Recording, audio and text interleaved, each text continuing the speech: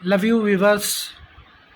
आज मैं अपने यूट्यूब चैनल से एक मैसेज तमाम बहनों को दे देना चाहता हूँ कि जब औरतें नई नई शादी होकर अपने ससुराल को जाती है और थोड़ी सी भी परेशानियाँ होती है तो उसके बाद जब वो दोबारा मायके में आती है, मायके में आने के बाद अपनी माँ से शिकायत करती है कि माँ अब मैं दोबारा उस घर में नहीं जाऊँगी।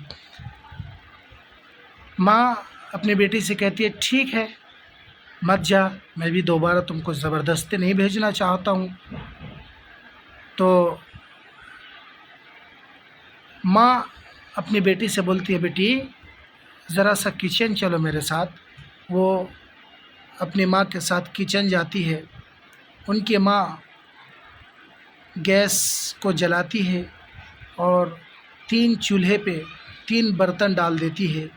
एक में तीनों में पानी डालती है।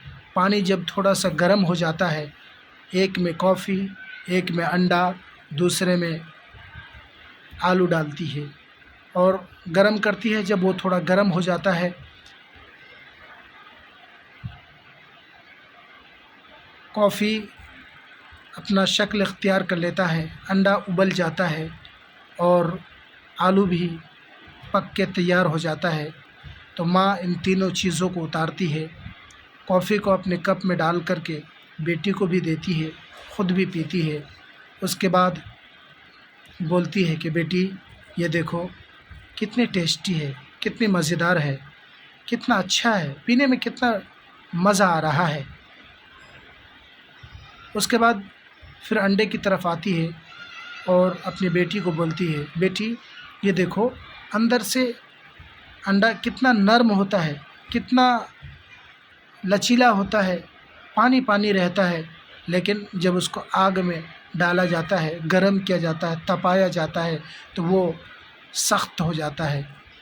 और आलू को देखो ये पहले कितना सख्त रहता है, कितना टाइट रहता है, लेकिन जब इनको गरम किया जाता है, उबाला जाता है तो ये नरम हो जाता है।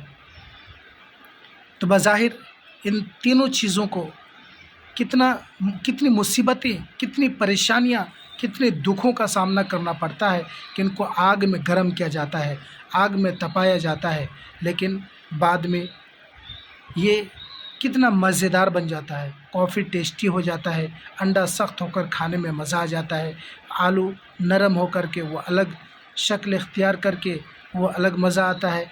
तो इसी तरीके से जब शौहर के घर जाओगी तो शौहर के घर में मुसीबतें झेल कर, परेशानियाँ झेल कर के जो आगे की ज़िंदगी तुम्हारी बनेगी वो बहुत ही मज़ेदार, टेस्टी और अच्छा बनेगा। जो चीज़ें तुम्हें पहले बुरी लगती थी वो अच्छी लगने लगेगी, जो चीज़ें अच्छी तुम्हें आज लग रही है और वो चीज़ें बुरी लगने लगेगी। तुम्हें लगता है कि मायके में रहना आसान है, यहाँ रहना अच्छा है, लेकिन ये चीज़ें तुम्हें बाद में बुरी लगेगी और ससुराल यानी शौहर के घर में रहना अच्छा लगेगा। व्यूअर्स मेरे वीडियो को शेयर कीजिए और अपने बहनों तक पहुँचाइए।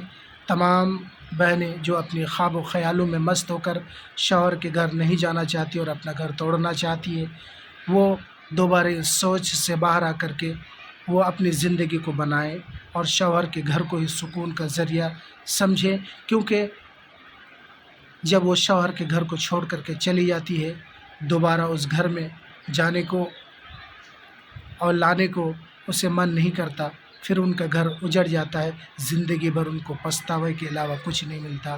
व्यूअर्स अगर मेरी वीडियो आपको अच्छा लगे, पसंद आए तो शेयर कीजिएगा, कमेंट्स कीजिएगा।